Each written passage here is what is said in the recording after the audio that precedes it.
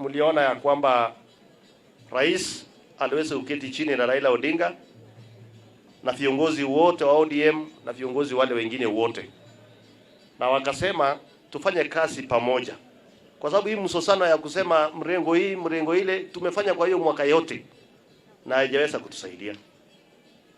Lakini leo mnaona amani tuko naye katika taifa letu la Kenya ni kwa sababu sisi wote tuungane. Ile siku tutawaacha ukabila ya kusema huyu ni Mkisii, huyu ni Mluya, huyu ni Mkikuyu, huyu ni Mkalenjin, tutaenda mbali sana. Na ndio mimi nataka niseme nikiwa hapa, viongozi wengi, shida sisi viongozi ni kuongea uongo. Na viongozi wengi sana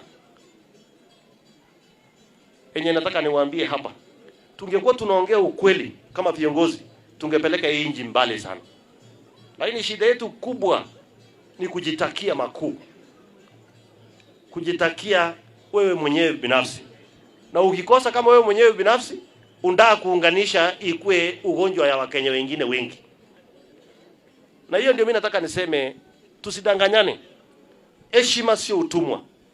Kama wewe ni kiongozi uko na cheo kuliko ya mwingine, tutakuheshimu.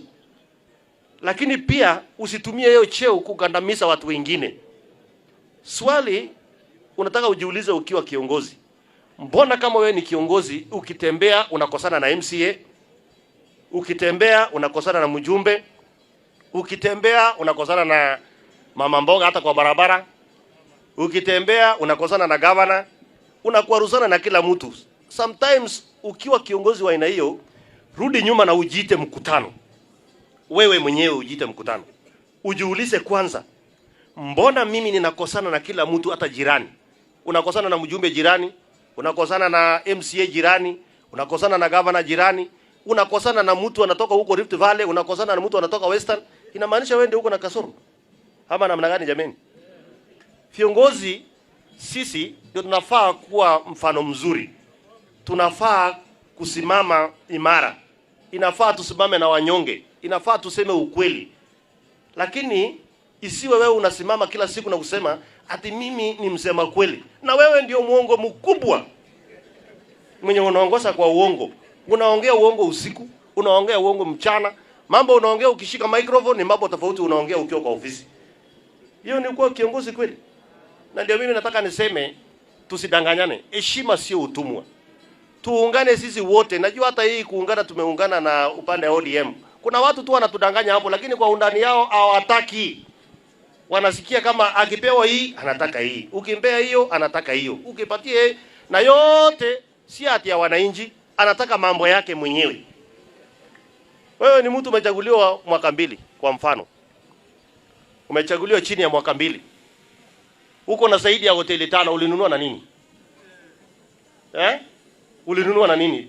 Ndio mimi nasema itafika mahali tutaambiana ukweli ili watu waheshimiane na tuongoze wa Kenya na tupeleke wa Kenya mbele.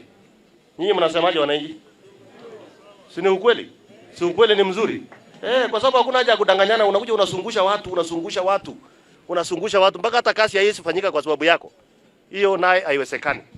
Na ndio mimi nataka niseme nikiwa hapa ya kwamba sisi kama viongozi tujifunze kuongea ukweli, tujifunze kusema ukweli, tufanyie wananchi kazi na tukue watu tuko na huruma na tukue na watu tuko na utu.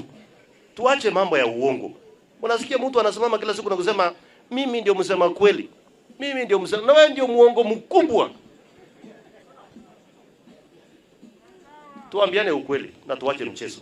Hii inji si ya mtu, inji ni ya inji ya wa Kenya milioni 50. Lazima tukue careful.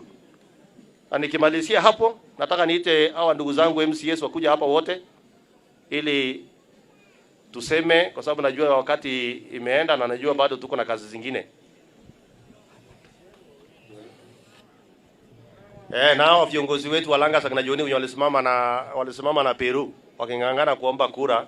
Although hakuna mwenye alipata kwa hao hata Peru. Mwenye alipata